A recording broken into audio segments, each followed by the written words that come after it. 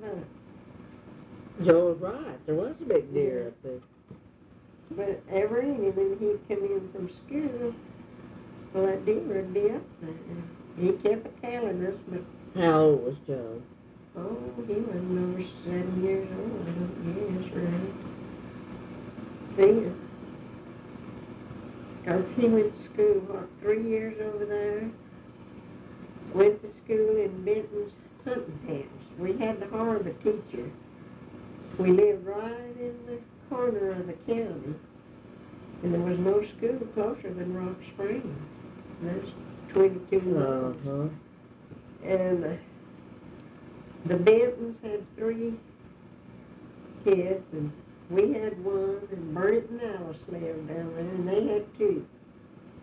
Well, we all went together and hired that girl, and she stayed with Bentons, and they didn't have to pay. They boarded her. Mm-hmm.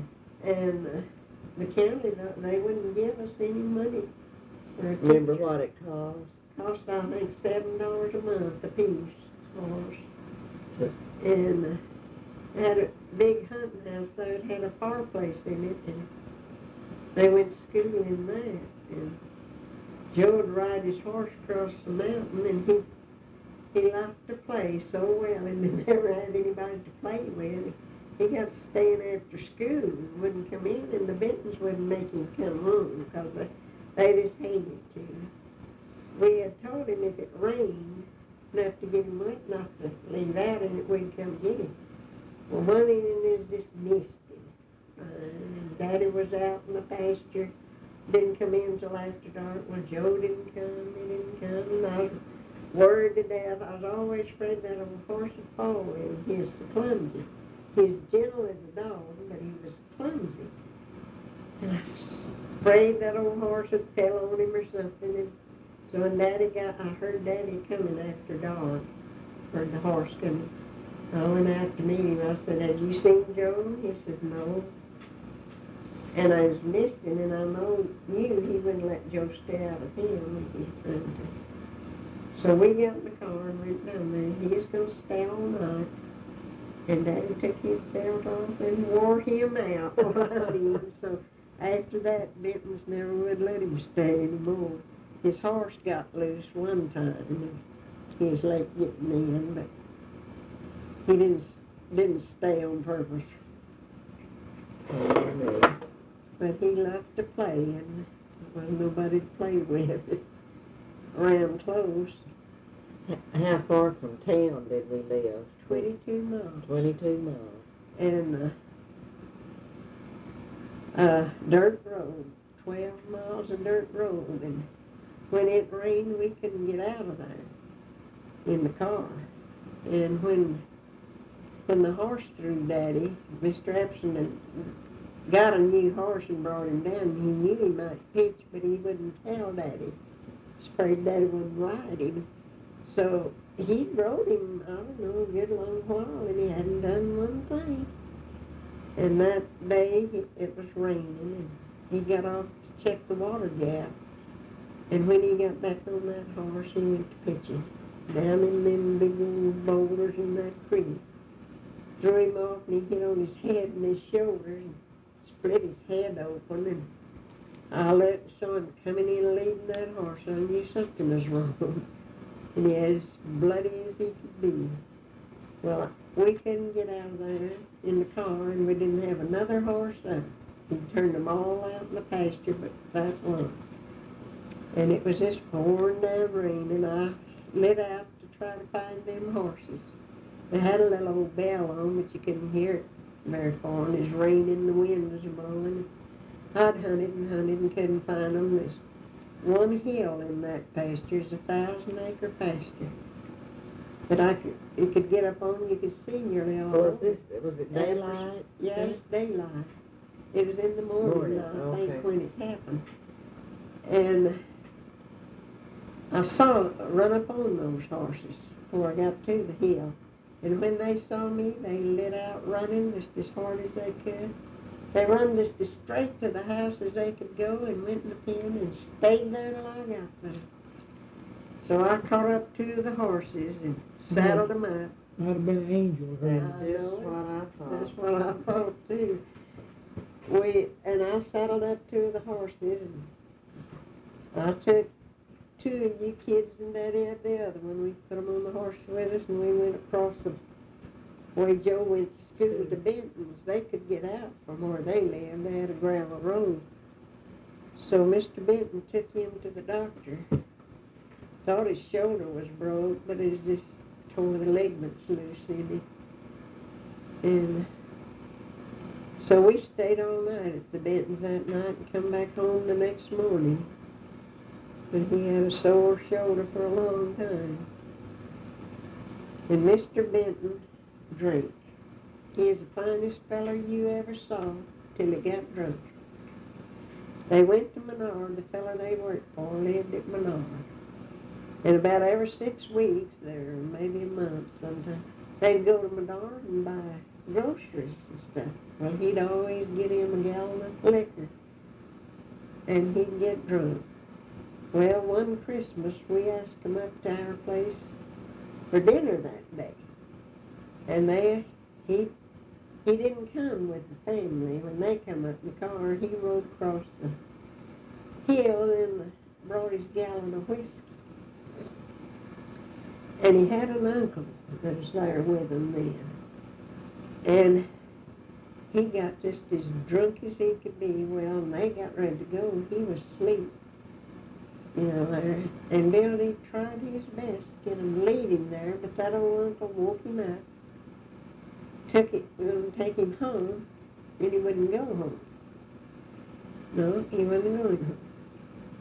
And finally he said if Daddy'd go home with him, he'd go.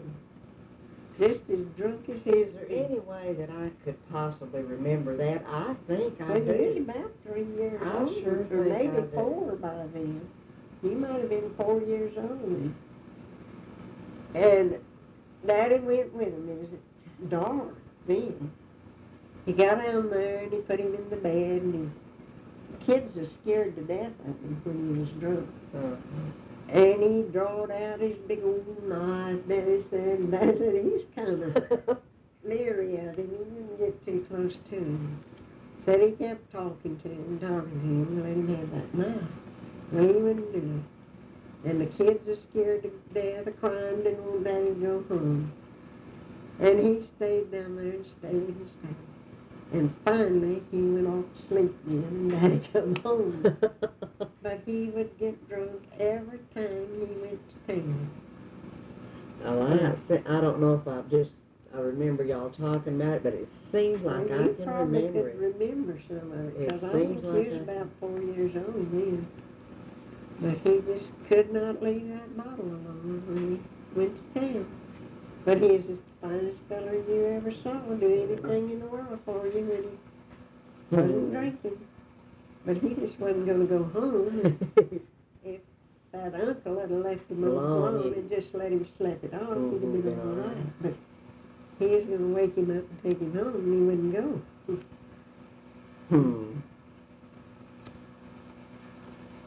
They lived there a long time and finally left. After we did, they left there. I don't know, I guess they had 5 kids. Called that little old boy, what was it? Teeny, or something like that. And they had 2 boys and 3 girls, I think. The oldest one was a boy. But those kids are sure afraid of him when he is drunk. I guess he is mean. Well, he might have been. What they said. He might have been. Oh, we've had all kinds of times, I tell you. Back in the 30s, times was pretty rough.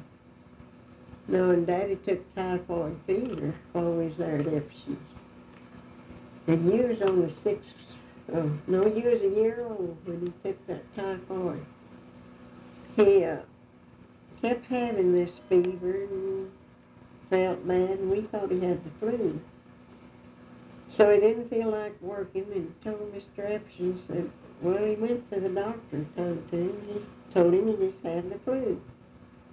So he asked Mr. Epson about us going down to Mama's, and then while he didn't feel like working, so he just kept running this fever.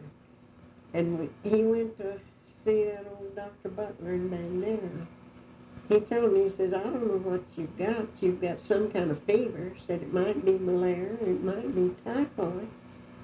Said you take this medicine for 2 weeks, and if you're not all right, you get to a doctor. So his fever had gone nearly down, went down to about 99. And as soon as he quit taking that medicine, it shot right back up.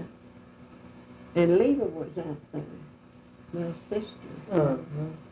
And he was a year old, and we went to the doctor up there then, and he decided we better come into town and stay. So, what is it?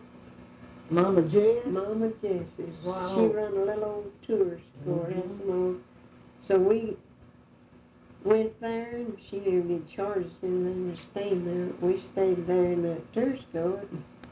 I took you with me first and stayed there a while, and that doctor said it was all right, he thought, just let you stay. And then after a week or so, he decided maybe it might not be a good idea. Leva was with Joe and May down on the ranch.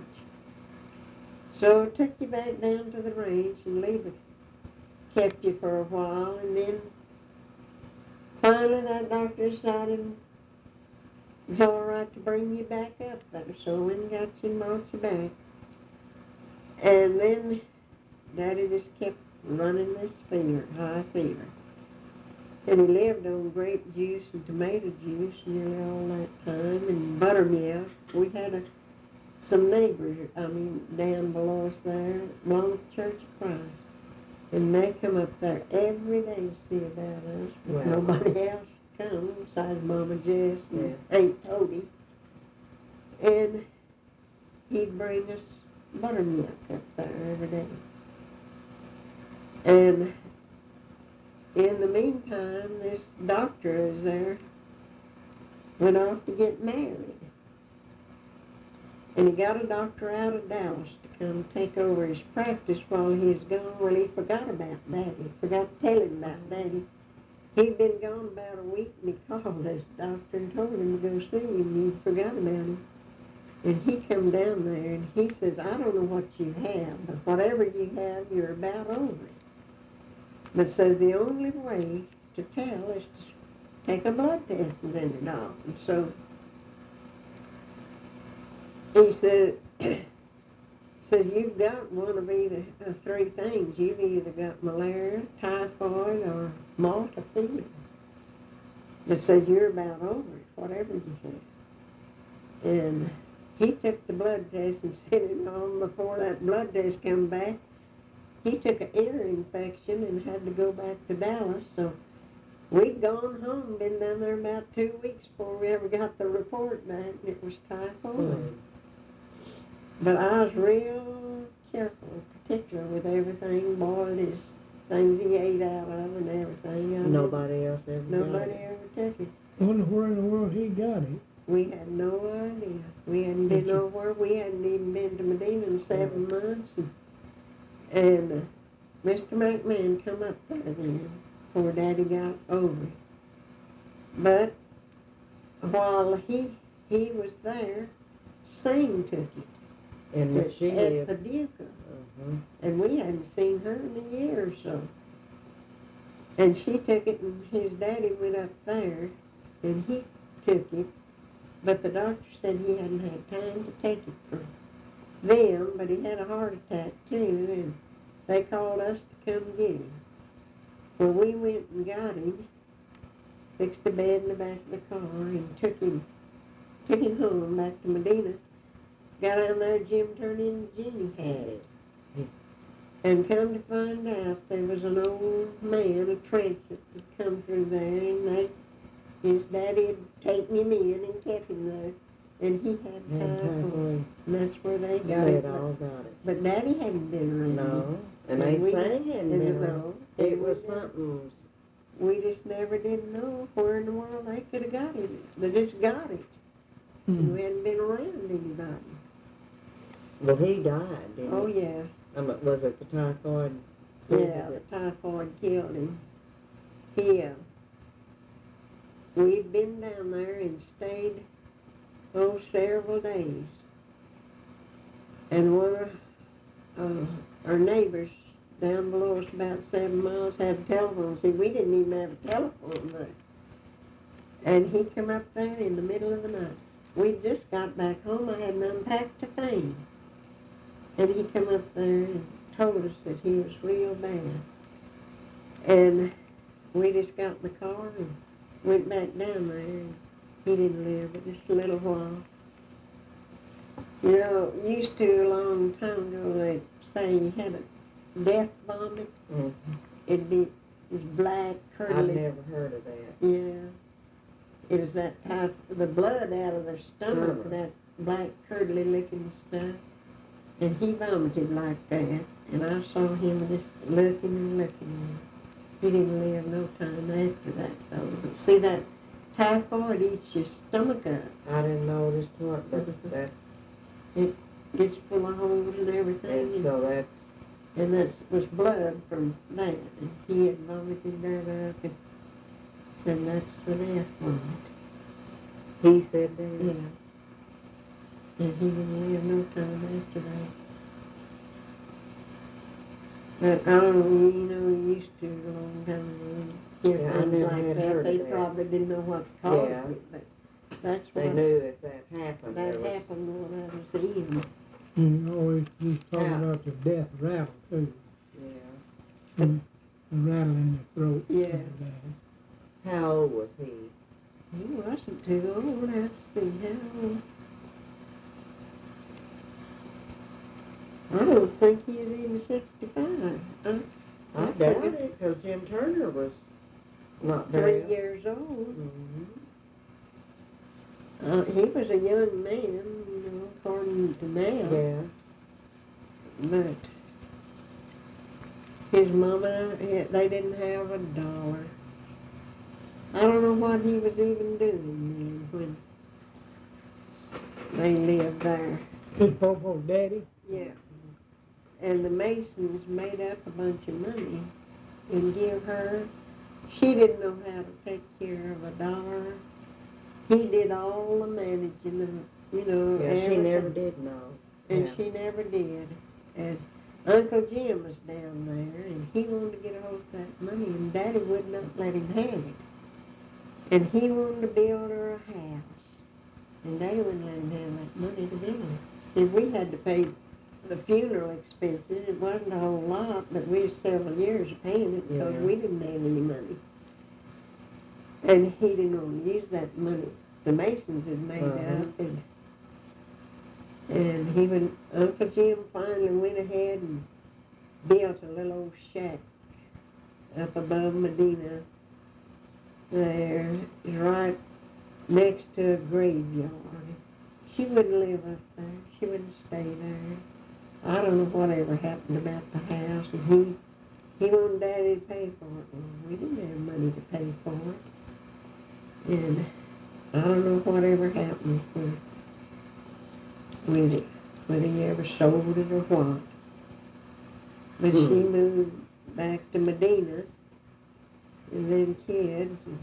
And she worked in cafes around and made a little money. And Jim Turner come and lived with us a while when we lived there at Barstow. Yeah, I remember that. And remember Jean, Ida Mae, and Anna Merle, too, at different times. And she couldn't do anything with Ida Mae. So finally, Daddy talked to putting her in the state school in San Antonio. And she stayed there a while and then got out. And later on, they got her in Austin. Mm-hmm. But she hated that place. I think she had to do a little work. And that was against her religion of working. And she married Anna Merle's husband's brother, and he's just sorry as he could be. And she had that girl before she married him. And then she had them two boys, and they were both so mentally retarded. One of them the youngest one didn't know anything. The oldest one was, he finally got out of that state school now, but he died with a heart attack. I guess the other one's still there. I don't know I whether never did see either one of them. I don't know whether he's think. still living or not, and she don't either. She talks about him Bless still. you. But the girl, wasn't anything wrong with her. And she's living in Austin. She had a bridal shop over there and was doing real good. She married, she's got 4 children, I think. They're all grown. She ever see her mother? Well, she'd come a time or two when Ida Mae was sitting in the hospital here, Kerrville, and she come to see her one time. Stayed all night, I think, went back, but she didn't ever have anything to do with her. I think she's kind of sorry for what Jeannie said. But those kids had a hard time. Finally, Jim Turner got in with those folks in San Antonio, and they sent him to college. Yeah. And the man died, but the woman's still alive. She's younger than I am. Well. I saw her when Melanie married. She was there, and she has willed everything she's got to Jim Turner. I think it's over $1 million, too. She taught school all of her life, and he had some kind of business or whatnot. They had quite a bit of money. He's an example, though, of a kid not having anything and can make it. He made something of himself. He sure did. And I guess they had a hand in it, too. Yeah, I'm sure if they hadn't helped him get a start. Yeah. Mm-hmm. But he's real good to her. He goes down and takes seas to her all the time. Yeah, well, that's good. And gets her what she needs and things. So they're real good to her. And she still thinks lots of him. Well, that's so They didn't have any children of their own. And he called her his boy. Well. She does. Huh. She thinks a lot of Jim's kids, too. Well, They sure. all do her. Just like his grandkids. Grandma. Well, it's been never a dull moment, has it? No. Y'all been I broke guess it about did. 3 or 4 times, haven't Huh? you? Y'all been broke about 3 or 4 times, We haven't you? broke up our lives mostly till we sold that place in Arkansas. So we gave $25,000 for it. And when we sold it, we got, what, 112? 117. 117. Of course, the income tax got 10,000 in Yeah. of it. But it's